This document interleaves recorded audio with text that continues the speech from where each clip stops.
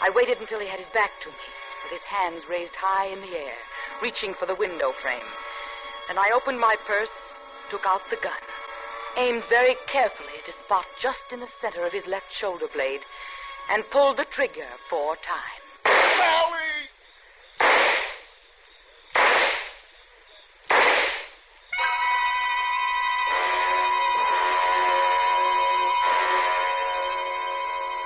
He didn't immediately fall.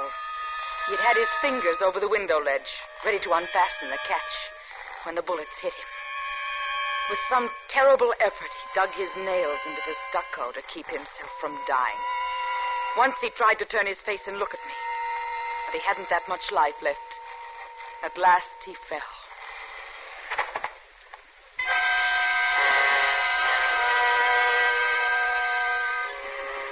I bent and looked at my husband's body.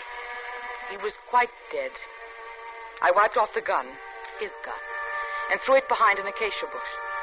And I walked back to the car, slowly and carefully removing any of my footprints which showed in the loose dirt of the road. I dusted my shoes and drove home.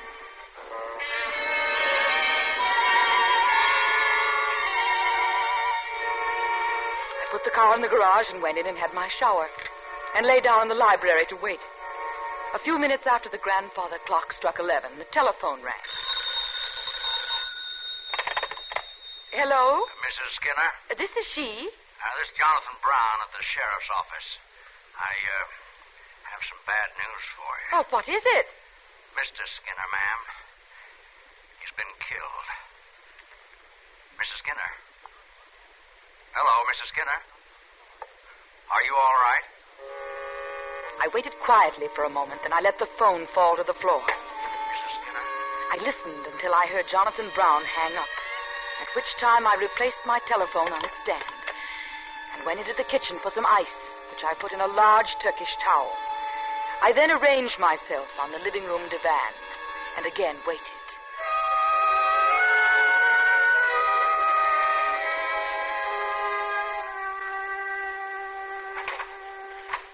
Mrs. Skinner? In here, please. Oh, yes. Thank you. Are you all right, Mrs. Skinner? That was a stupid thing for me to do, breaking the news that way, you know. I'm all right. I came over as soon as you, dropped the phone. I felt faint suddenly. And no wonder. Tell me what happened, Mr. Brown, Jonathan Brown from the sheriff's office. Mr. Brown, please sit down. Oh, thank you. Well, your husband was up at the Johnson house this afternoon, as well as we can figure, up there on the side of the mountain, you know. He must have been trying to get into the window, and somehow somebody, shot him. Sure you want me to tell you? I'm sorry. Go on, please. We looked around the place, couldn't see anything, although we found the, weapon. It was a gun. Found it in the brush near where he was, no footprints or anything. To think that my husband shot. There. Terrible shock. There now. Oh, thank you. I'll be all right. Oh, don't you worry about a thing, Mrs. Skinner. Best thing for you to do right now is rest and take it easy. Thank you for your help. You've been most kind. The only thing I think you'll have to do will be make an appearance at the coroner's inquest. Unless you're still not feeling well, you know. In which case, I guess maybe you shouldn't be there. Oh, no. No, thank you, Mr. Brown. You let me know when you need me, and I'll be there.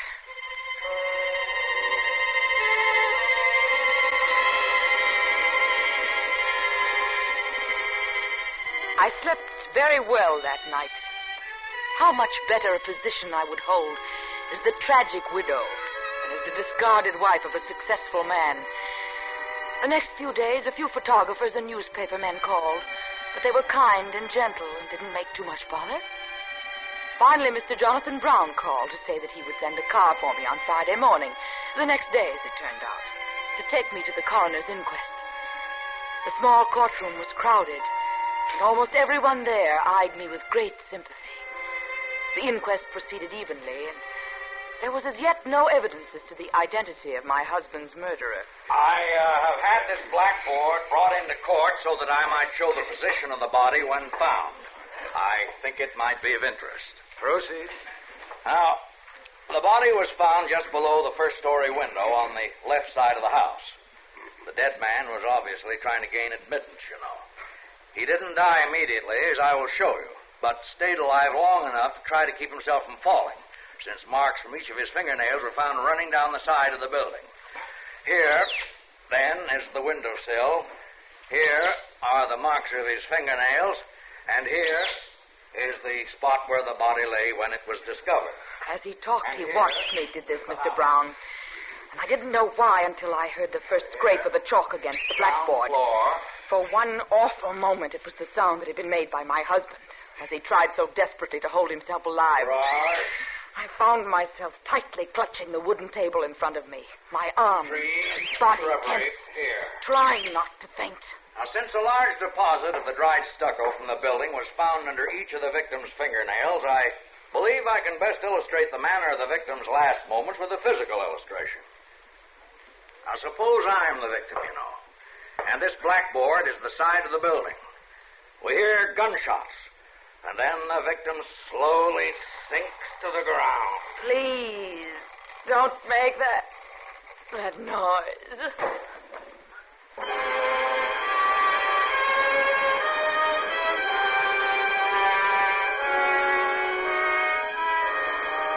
Autolite is bringing you Miss Ann Baxter with Joseph Kearns in The 13th Sound.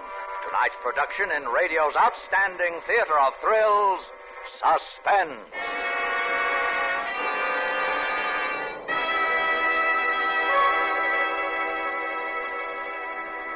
Hey, Joe, any more sound effects for the Autolite Stay Full battery? Why, sure, Harlow.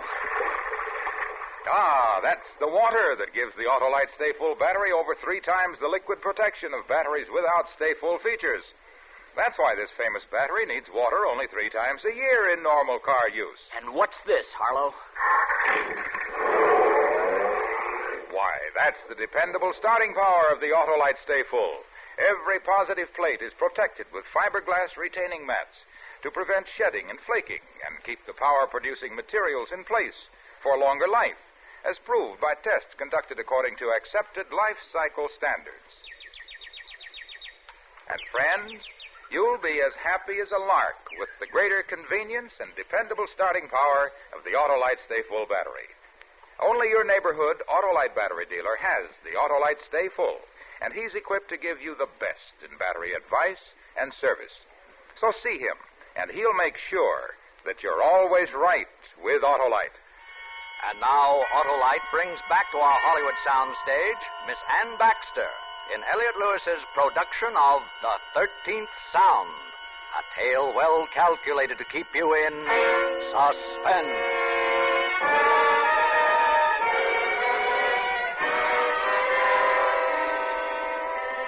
I must have been taken home from the inquest. For the next consciousness I had was lying on my bed. The house was quiet. And off to one side of the room, an old pipe hanging from between his teeth, sat Mr. Jonathan Brown from the sheriff's office. Feeling better? Oh, thank you. I'm terribly sorry to have... Oh, that's all right. I thought maybe you better not go, you know.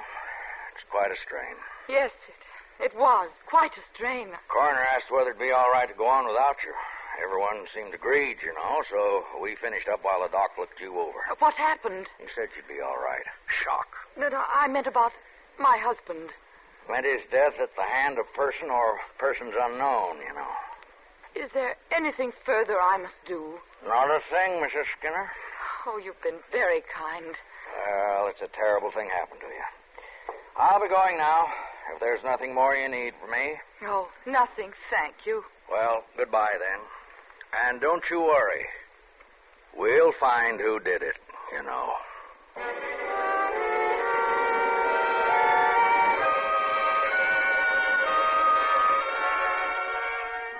After he had left, I had the time to be angry at myself for my behavior at the inquest. What must the people have thought? To faint only from the noise of a piece of chalk on a blackboard. I wondered if Mr. Brown had suspected anything because, as I remembered, he had been watching me as he drew those silly little diagrams on the board. He hadn't been looking anywhere else, not at the coroner, or any of the reporters, or even at what he was doing. He had been looking at me. Well, of course he was looking at me. He was showing his sympathy.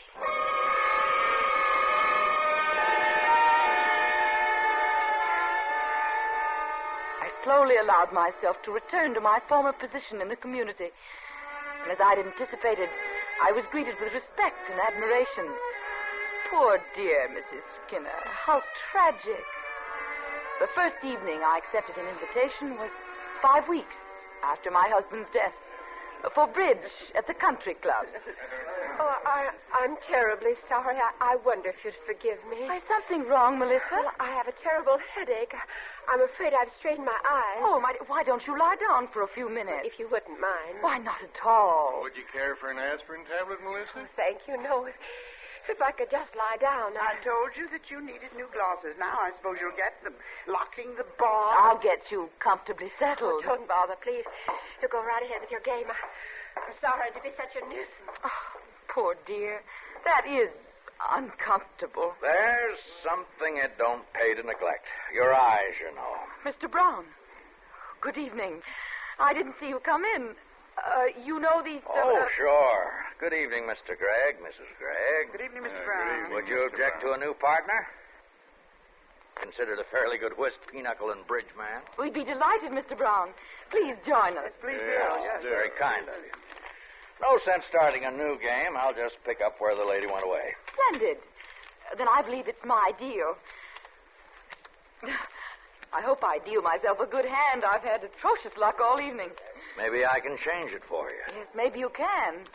Incidentally, Mrs. Skinner, I always meant to ask you whether or not you minded noises especially. Sharp noises, like, say, chalk on a blackboard. I don't understand. Chalk on a blackboard? At the inquest. I always wondered about it. You fainted just when the chalk was scratching across the blackboard. I don't remember hearing it. I'm afraid I fainted before you drew any diagrams. I assume that's what you were planning to do? Draw diagrams? That's what I was planning to do, yes, ma'am. Yes. There we are. Oh, I'm sorry. Let me... That's all right. I can reach them. Something wrong, Mrs. Skinner? I didn't...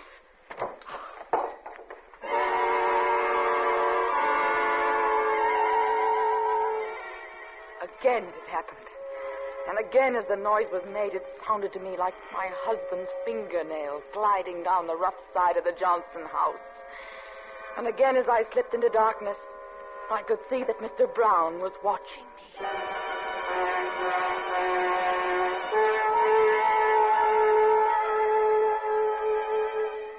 I stayed at home for the next few days. I canceled all appointments. By Friday of that week, the musical group of which I was chairman was giving a concert of chamber music, which I had to attend. I went to the musicale alone, studying my program, when Mr. Jonathan Brown entered.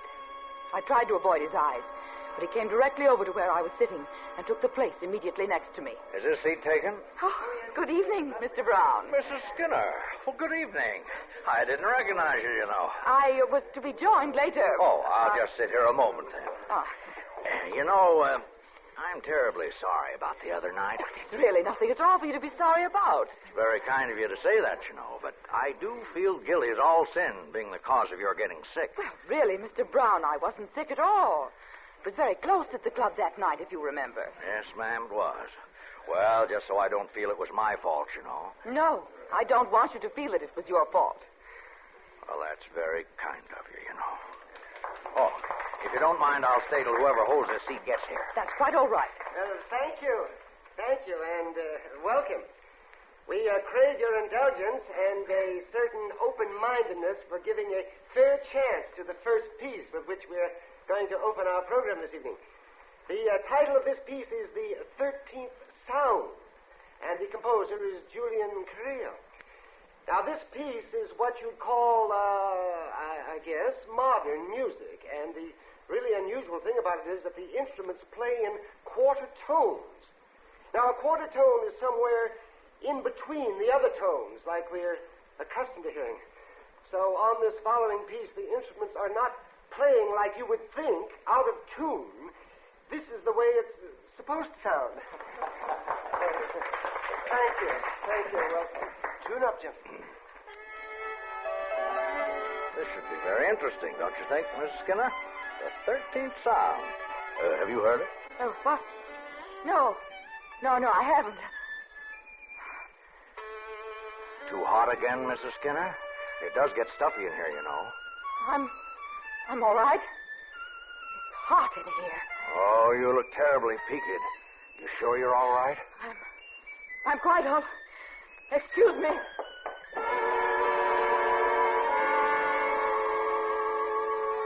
I left Mr. Brown sitting on the rented folding chair.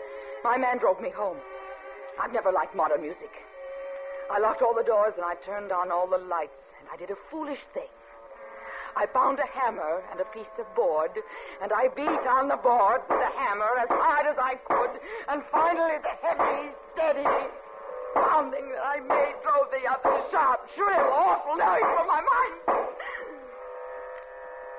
I turned out all the lights, opened the windows, and went to sleep. I didn't sleep well, but I didn't stay awake either.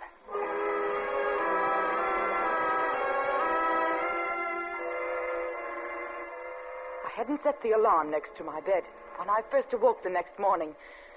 For a minute, I couldn't remember what had happened. I felt drugged. And I heard the gardener mowing my lawn, and I looked around my room and saw all my familiar possessions. It had been the heat. Both times that I had fainted, it had been close in the room. And the first time it had happened, at the inquest, I'd been overwrought and disturbed. Anyone would have fainted at her husband's inquest. There was nothing strange about that. I looked at his picture on my dressing table. He looked so smug and safe. How happy I was to be rid of him. I got out of bed and put on a lovely chartreuse brocade housecoat I'd just gotten and went downstairs. Then I heard... What? I didn't know. I didn't care. I knew only that I had to stop it before it happened to me again. Stop it! Please, stop it! Pardon me, Mrs. Skinner? Get out of here. Who told you to do your work here? Did someone tell you to make that noise near my house? No, ma'am. The lawnmower wasn't cutting. I had to sharpen it. Get out! Go on, get off this property at once! Yes, ma'am. Yes, ma'am. Go and don't ever come back, you hear? Don't ever come back! Good morning, Mrs. Skinner. It's a lovely day. I turned and ran back to my living room. I stood shivering there in a beam of sunlight. I waited for him to come bursting into the room after me. I waited. But nothing happened. No one came into the house. I turned and looked. Mr. Brown was walking slowly out my front gate. His shoulders seemed a little more stooped than usual. But he was leaving.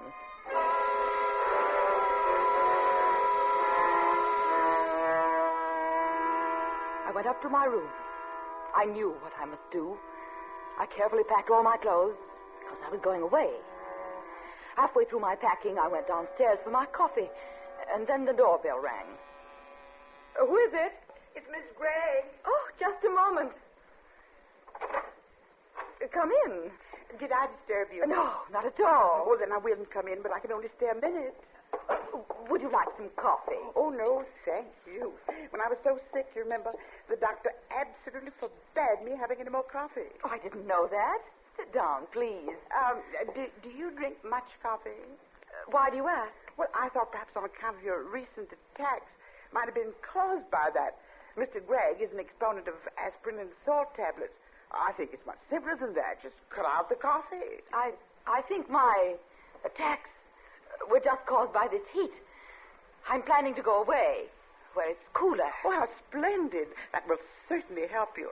I don't mean to be disrespectful, heaven knows, but perhaps you might meet a fine young man who will... Well, perhaps.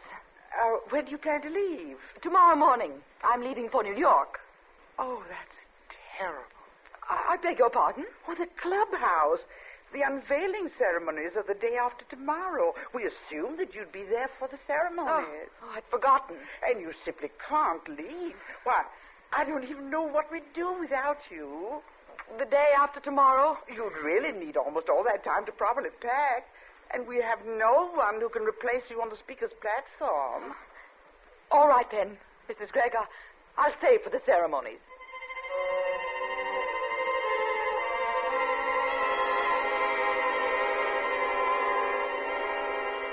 So I put off my trip.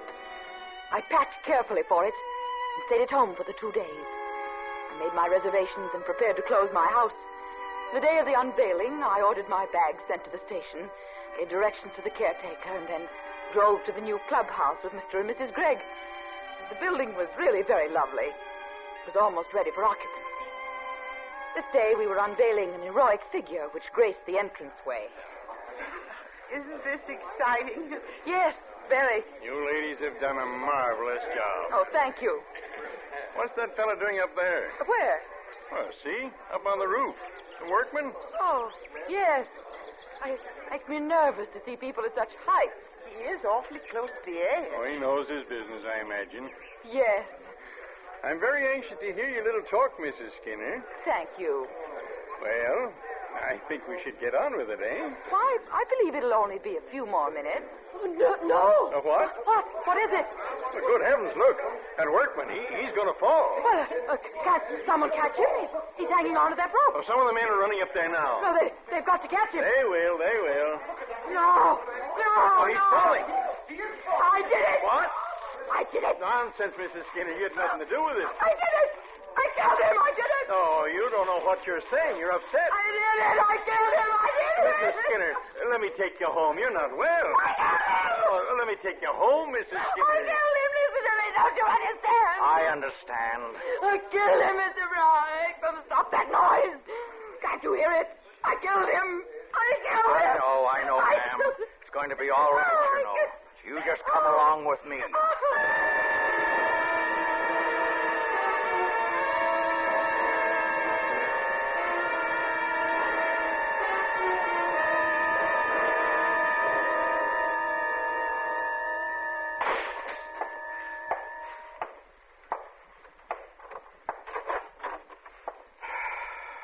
You sign it, Jonathan? Uh-huh. Shame. Yeah. People do funny things. Yeah.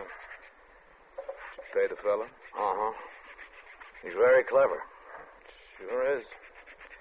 I really thought he was falling off that building. He used to be an acrobat. How'd he make that noise? He was holding 10 penny nails in his hand. Scraped them along the face of the building as he slid down the rope. He's an awful racket. Uh-huh. Pity. Nice lady, you know. Yeah. What the devil are you doing? Huh? Oh. Fixing my nails, I guess. Well, cut it out, will you? Sure. What's the matter with you? That noise makes me nervous, I guess. You know?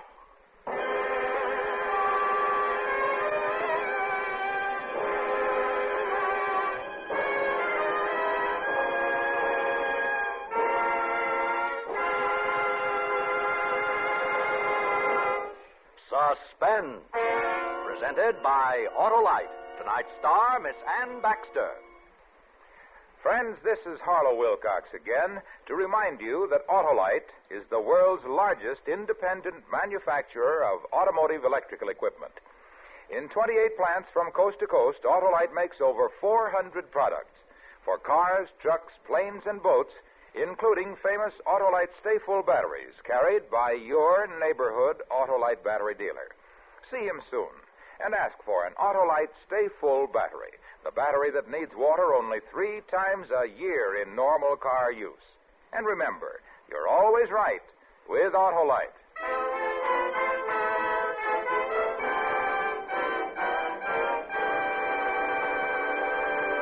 Next week on Suspense, our star will be Miss Rosalind Russell in When the Bow Breaks. And in weeks to come, you will hear such famous stars as Phil Harris and Alice Faye, Charles Boyer, and Jeff Chandler, all on Suspense. Suspense is produced and directed by Elliott Lewis, with music composed by Lucien Moraweck and conducted by Lud Gluskin.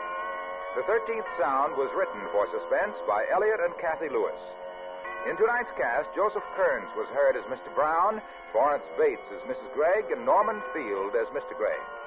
Others in the cast were Howard McNear, Sarah Selby, Anthony Barrett, Jim Nusser, and John Stevenson. Our sincere thanks to 20th Century Fox Studios, who made possible Ann Baxter's appearance tonight. Watch for Miss Baxter's appearance in that studio's forthcoming production, Follow the Sun.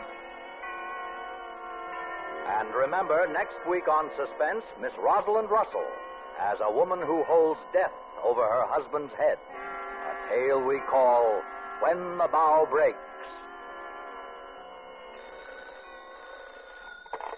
You can buy Autolite Stateful batteries, Autolite Standard Type or Resistor Type spark plugs, Autolite electrical parts at your neighborhood Autolite dealers. Switch to Autolite. Good night. Important progress is being made against cancer through the American Cancer Society's research and education programs. Join the 1951 Cancer Crusade. Mail your contribution now to Cancer, care of your local post office. This is CBS, the Columbia Broadcasting System.